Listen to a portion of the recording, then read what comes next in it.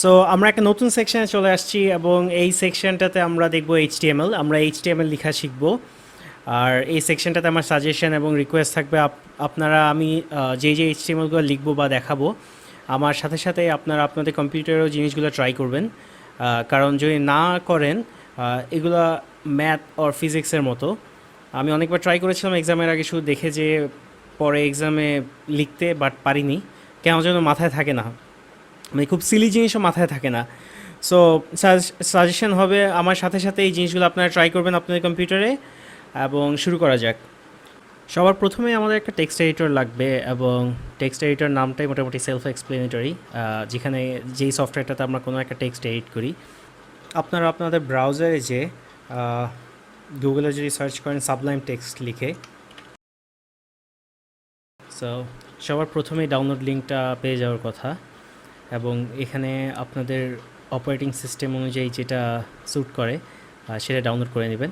আমি উইন্ডোজ 64 বিটে ডাউনলোড করেছি। এখন তো উইন্ডোজ টেন তো ডেফিনেটলি 64 বিট। অত পুরোনো পিসি এখন নেই, খুব কম আছে বললেই চলে। সো ইন কেস অন্য কোনো ভার্সন থাকলে বা অন্য কোনোটা থাকলে, যদি 32 বিট থাকে তাহলে ওটা নিয়ে নেবেন, বা আপনার যদি ম্যাক থাকে তাহলে ম্যাকটা নিয়ে নেবেন। বাই দ্য ওয়ে, সাবলাইম টেক্সটের দুটো ভার্সন আছে, একটা পেইড আর একটা হচ্ছে ফ্রি। আমরা এই টিউটোরিয়ালে সব কিছু মোটামুটি ফ্রি রাখবো, ফ্রি জিনিসপত্র বা ফ্রি সফটওয়্যারগুলো ইউজ করব, কোনো কিছুই কেনা লাগবে না। সো আমরা ফ্রি ভার্সনটাই নামাবো এবং ইনস্টল করব। সাবলাইম টেক্সট ইনস্টল করার পরে আপনি যদি ওপেন করেন, এটাই বেসিক্যালি সাবলাইম টেক্সট। অ্যান্ড সবার প্রথমে নিচে কোনায়, ডান পাশে কোনায় দেখতে পারবেন এখানে প্লেন টেক্সট লেখা। যদি আপনি এখানে ক্লিক করেন আপনি অন্যান্য ল্যাঙ্গুয়েজ সিলেক্ট করতে পারবেন, অথবা এইচটিএমএল সিলেক্ট করতে পারবেন, সিএসএস সিলেক্ট করতে পারবেন। সো আমি যেহেতু আমরা এখানে এইচটিএমএল নিয়ে কাজ করব, আমি এইচটিএমএলটা সিলেক্ট করি। অ্যান্ড এটাতে যেটা সুবিধা হবে, আপনি যদি কোনো একটা নর্মাল টেক্সট লিখেন, এটা নর্মাল টেক্সটের মতোই দেখাবে। বাট যদি এইচটিএমএলের কোনো সিনট্যাক্স লিখেন, যেমন এইচটিএমএল অ্যান্ড সো কালারটা এই টেক্সটটা হাইলাইট হচ্ছে এবং এমনকি কোড কমপ্লিটও আছে। আপনি যদি শুধু এইচটিএমএল লিখেন অ্যান্ড এন্টার প্রেস করেন, বেসিক লেআউটটা ক্রিয়েট হয়ে যাবে। এবং এই লেআউটটা কি, এটা একটু ডিসক্রাইব করে নেই। সো ফার্স্ট লাইনে লেখা আছে ডক টাইপ এইচটিএমএল। এটা মোটামুটি হচ্ছে এইচটিএমএলের যে কোনো এইচটিএমএল ফাইলের বেসিক ফরম্যাট। সো ফার্স্টে ডক টাইপ এইচটিএমএল দিয়ে বলে দেওয়া হয় এই ডকুমেন্টার টাইপ কি। দেন আচ্ছা, এটা রিমুভ করে দিই, একটা একটা করে লাইন বলি। সো তারপর আমি একটা এইচটিএমএল ট্যাগ রাখবো, ওপেনিং, এটাকে বলা হয় ওপেনিং ট্যাগ। অ্যান্ড স্ল্যাশ দিয়ে যেটা দেওয়া সেটা হচ্ছে ক্লোজিং ট্যাগ। বেসিক্যালি এর ভেতরের টুকুই সব কিছু এইচটিএমএল। এবং ফার্স্টে আরেকটা ট্যাগ লিখি, হেড। সো আমি হেড ট্যাগ, আমি সব কিছু আবার ডিসক্রাইব করব কোনটা কোথায় কাজ করে, বাট জাস্ট ফার্স্টে লিখে যাই।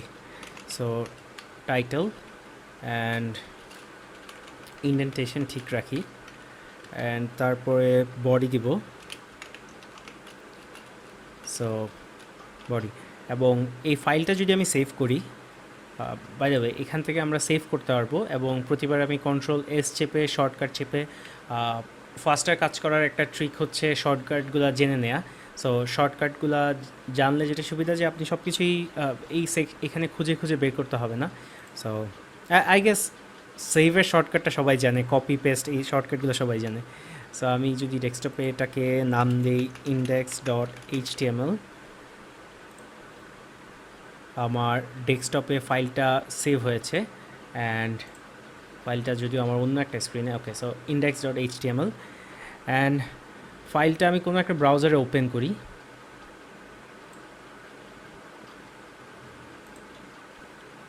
সো ইনিশিয়ালি এটা আমার একটা ফাইল, যেখানে ফাইল নেমটা আছে, অ্যাকচুয়ালি আমার এইচটিএমএল ফাইলটাই ব্রাউজারে ওপেন হয়েছে।